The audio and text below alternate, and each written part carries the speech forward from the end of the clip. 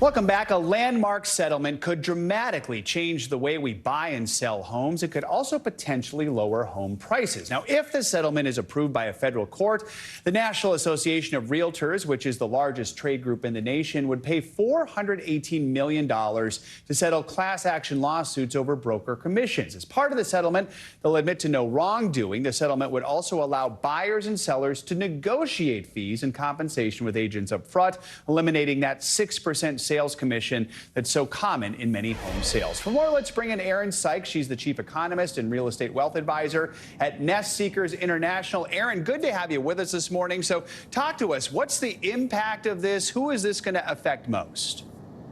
So I actually have to disagree with the opening statement in that things are not going to change that much.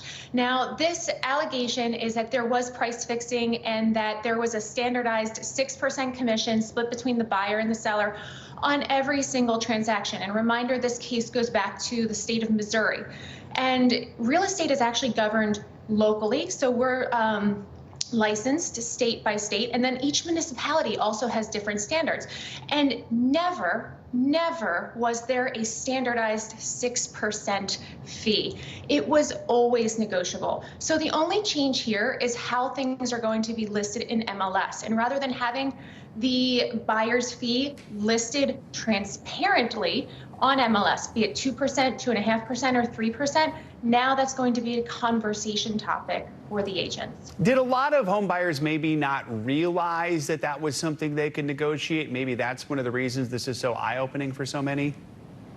You know, I think maybe a first-time home buyer might not be aware of it, but frankly, as an agent who does 50 transactions a year, the number of times I have actually received the full 3% commission on a buy side is very rare, maybe 10 out of those 50 times. So I think the most important thing is having an agent who can advocate on your behalf. And really the goal is to get the deal done. And that's why we negotiate these fees. Now, they might be written in a listing agreement one way, but in order to get the transaction across the line, we are negotiating them every single time.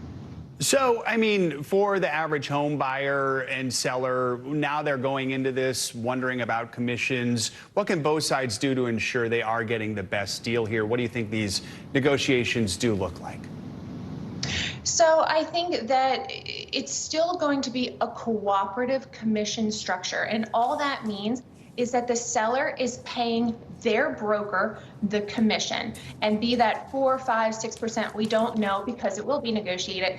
But then the split between that seller's broker and the buyer's broker is what the conversation is going to be. So it is important for that buyer to have the conversation up front with their broker about what type of commission are you expecting to get paid? Now, that said, this is already baked into the price, and it's like any other industry. When you buy a car, when you buy insurance, there's always a middleman, a salesperson that is somehow getting paid. So nobody's expecting charity work here. And I think that the most important thing is to make sure you have that agent advocating on your behalf and making sure that they are a strong agent, because I do think what's going to happen here is there will be a fallout because we have so many licensed agents in the United States, perhaps too many. So trimming the fat a little bit would not be the worst case scenario. All right, Erin Sykes, thanks so much for your time this morning. We appreciate it.